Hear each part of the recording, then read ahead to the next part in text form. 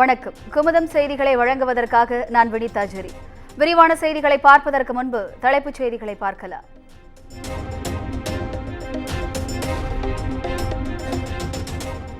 Budget மானிய கோரிக்கைக்காக June 20 கூடுகிறது தமிழக சட்டப்பேரவை.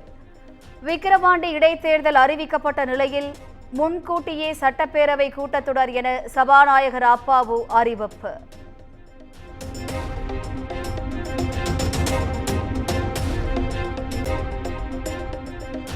விக்கிரவாண்டி தொகுதி இடைத்தேர்தலில் திமுக சார்பில் சிவா போட்டி. திமுக தலைவரும் முதலமைச்சருமான மு.க. ஸ்டாலின் அறிவிப்பு.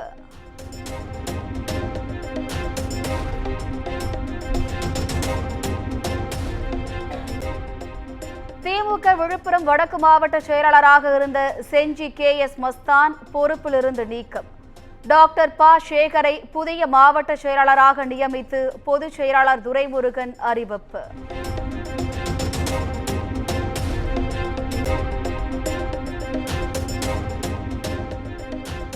விக்கிரவாண்டி தொகுதி இடைத்தேர்தல் தொடர்பாக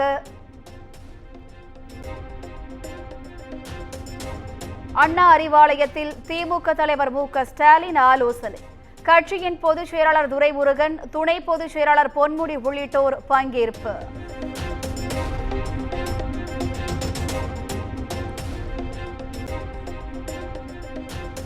நீட் தேர்வில் குளறுபடி நடந்ததாக தொடரப்பட்ட வழக்கு. தேர்வின் புனிதத்தன்மை பாதிக்கப்பட்டுள்ளதாக கூறி தேசிய தேர்வு முகமைக்கு உச்சநீதிமன்றம் நோட்டீஸ்.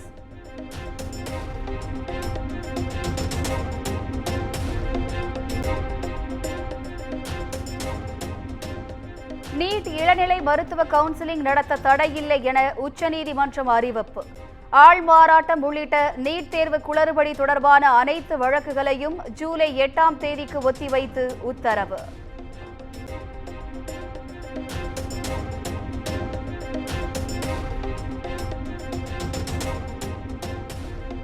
நீட் தேர்வு குளறுபடிகளை கண்டித்து சென்னை நுங்கப்பாக்கத்தில் இந்திய மாணவர் சங்கத்தினர் போராட்டம். சாஸ்திரி பவனுக்குள் நுழைய முற்பட்ட மாணவர்களை குண்டுகட்டாக கைது செய்த போலீசார்.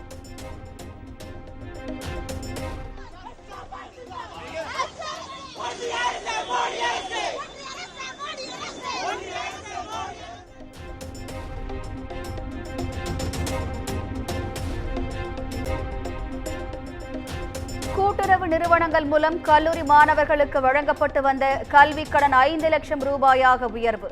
குடும்ப வருமானம் தடையாக இருக்கக்கூடாது என கருதி உயர்த்தப்பட்டுள்ளதாக அமைச்சர் பெரிய கருப்பன் தகவல்.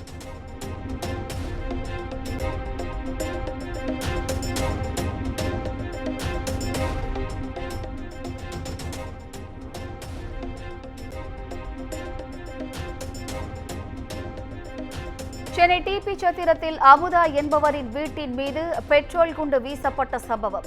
பெட்ரோல் குண்டு வீசிய சந்தோஷ், மனோஜ்குமார் ஆகியோரை கைது செய்து டிபி சத்திரம் போலீசார் விசாரணை.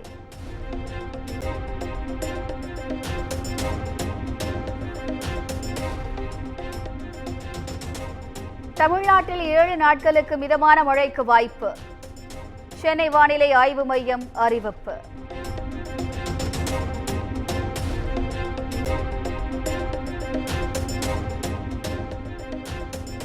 பெண் காவலர்கள் குறித்து அவதூறாக பேசிய விவகாரம். சவுக்கு சங்கரின் ஜாமீன் வழக்கை ஒத்திவைத்தது கோவை ஒருங்கிணைந்த 4வது குற்றவியல் நீதிமன்றம்.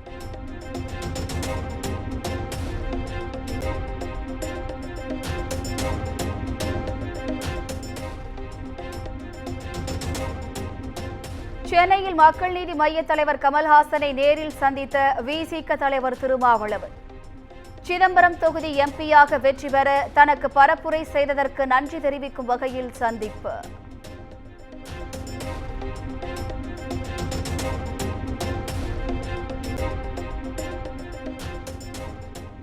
ஆயுத பூஜை பண்டிகையை ஒட்டி சென்னையிலிருந்து சொந்த ஊர் செல்வதற்கான ரயில் டிக்கெட் முன்பதிவு தொடக்கம். அக்டோபர் 11, 12, 13ஆம் தேதிகளில் ஊருக்கு செல்ல பொதுமக்கள் ஆர்வத்துடன் முன்பதிவு.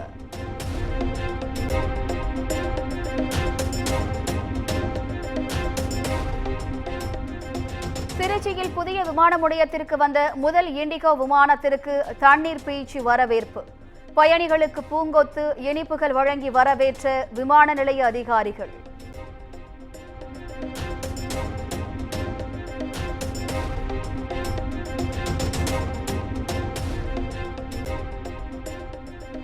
நாகை மாவட்ட அரசு தலைமை மருத்துவமனை ஒரத்தூர் அரசு மருத்துவக் கல்லூரி மருத்துவமனைக்கு இடமாற்றம். எதிர்ப்பு தெரிவித்து நாகை புதிய பேருந்து நிலையம் முன்பு சாலை மறியல் போராட்டம். போக்குவரத்து பாதிப்பு.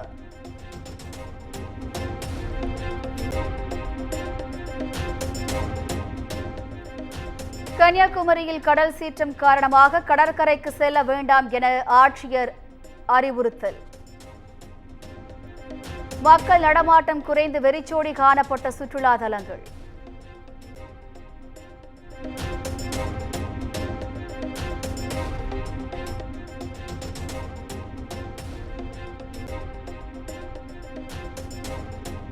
புதுச்சேரி ரெட்டியார்பாளையம் பகுதியில் கழிவறையில் விஷவாயு தாக்கி ஒரே குடும்பத்தைச் சேர்ந்த 3 பெண்கள் உயிரிழப்பு.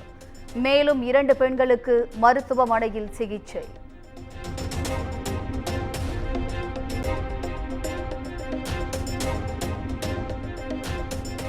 புதுச்சேரி விஷவாயு சம்பவத்தில் உயிரிழந்தோர் குடும்பத்தினருக்கு நிவாரணம் வழங்கப்படும். பலி ஏற்பட்ட இடத்தில் நேரில் ஆய்வு மேற்கொண்டு முதலமைச்சர் ரங்கசாமி பேட்டி.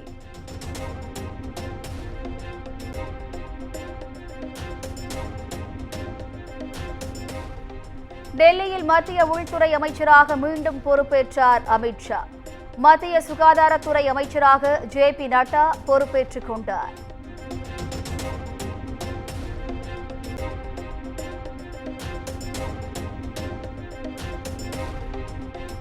மத்திய விவசாயத்துறை அமைச்சராக சிவராஜ் சிங் சவுகான், மத்திய பெட்ரோலியத்துறை அமைச்சராக ஹர்தீப் சிங் பூரி பொறுப்பேற்பு.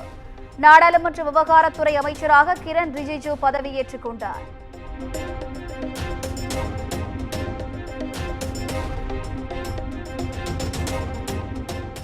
மத்திய தகவல் ஒலிபரப்புத்துறை இணை அமைச்சராக பொறுப்பேற்றார் எல் முருகன். மத்திய அமைச்சரவையில் சேவையாற்ற தனக்கு மீண்டும் வாய்ப்பு வழங்கிய பிரதமர் மோடிக்கு நன்றி என பேட்டி.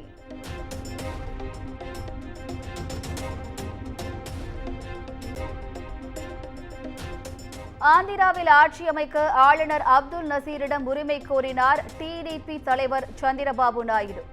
நாளை முதலமைச்சராக பதவியேற்க உள்ள நிலையில் ஜனசேனா தலைவர் பவன் கல்யாணுடன் சென்று உரிமை கோரினார்.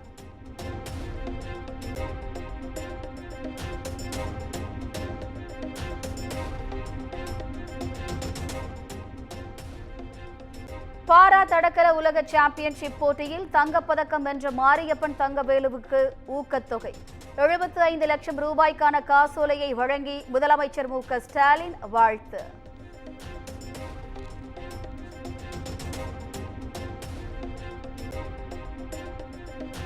காசாவில் மனிதாபிமான உதவிகளை வழங்குவதற்கான ஐநா தீர்மானம் முழுமையாக செயல்படுத்தப்பட வேண்டும்.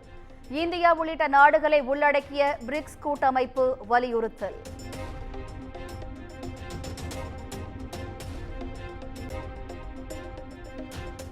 தாசே ஞானவேல் இயக்கத்தில் உருவாகும் வேட்டையன் படத்தின் டப்பிங் பணிகளை தொடங்கினார் ரஜினிகாந்த். பிரதமர் மோடி பதவியேற்பு விழாவில் பங்கேற்று சென்னை திரும்பிய நிலையில் தொடக்கம்.